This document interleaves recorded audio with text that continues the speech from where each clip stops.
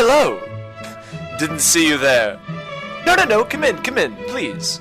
Pull up a chair by the fire, get nice and comfortable, and let me spin you a tale. I call this my Dungeons & Dragons campaign. Prologue. So this is a story about my Dungeons & Dragons campaign.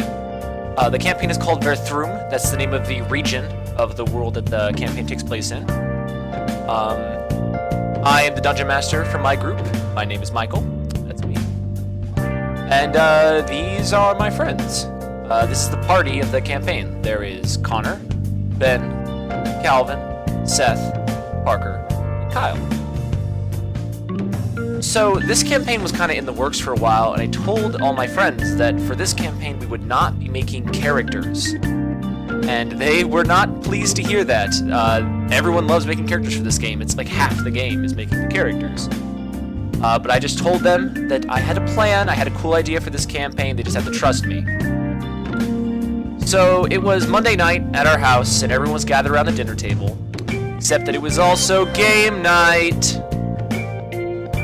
So, they all sat down, and I put in front of them little note cards that were basically these condensed character sheets. They had all of their stats, health, armor class, speed, proficiencies, and passive perceptions, and this big box for their inventory.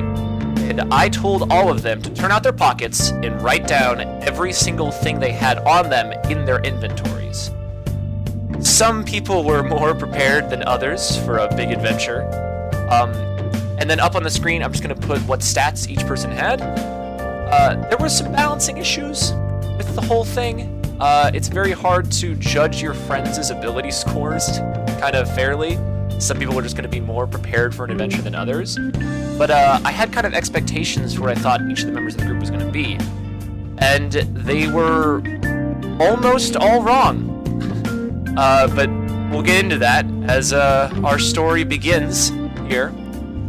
So again, the group was all gathered around the table for D&D, when suddenly they all realized that I wasn't there. There was no DM. And they were just kind of like, okay. So they started wandering around the house, wondering what to do. They checked if my car was there, they were looking around the house for me, and then all of a sudden, one of them heard spooky noises coming from the basement downstairs, and so they eerily creeped down there. And what I wanted to have happen was that they would fight a very iconic, classic D&D monster.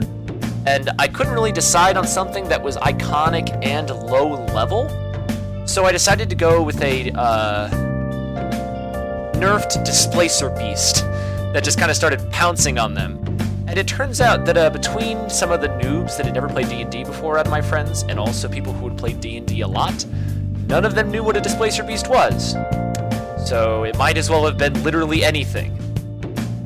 But they started getting attacked by this displacer beast, and they didn't know what it was, so they got super confused when it started phasing in and out of existence all around them. So they ran back up the stairs when they started hearing spooky noises coming from upstairs as well. So they all crouched underneath the table to start hiding, and then all of a sudden a minotaur came down the stairs. So they all went back downstairs, and they were kind of stuck in between this minotaur charging around our living room and this displacer beast crawling around in our basement.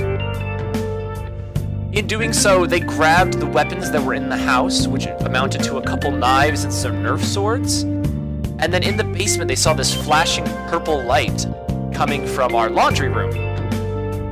So they all ran towards it, sneaking past the displacer beast. And when they got down to the laundry room, they saw this purple light flashing, and they sort of walked towards it and disappeared, and everything went black. And when they their vision came back to them, they were standing on this pillar with this stained glass sort of covering it, on this big mosaic that I made myself. And on that mosaic were 3 treasure chests. And they opened them, and inside each there was a black cloak, a quiver of arrows, a shield, a sword, a little book that had a bunch of magic symbols on it, a jar full of these little seeds that had this orangish yellowish color, and this burlap bag that had powder in it. There were about 7 magic items and 6 of them, so I thought that they'd kind of split them up evenly, that each person would have 1, and maybe one person would have 2. But instead, only 1 person had 1 magic item, and 3 people had 2 magic items each. And Kyle and Seth just kind of hung out and didn't get anything. And then once they had all picked up all the items, they were kind of like waving them around, seeing what they did, but before they had a chance to learn anything, everything went black again. And that's where the actual story starts. This was kind of just the preamble, the prologue to when the actual campaign begins, and I'll kind of get to start to tell a bigger story here.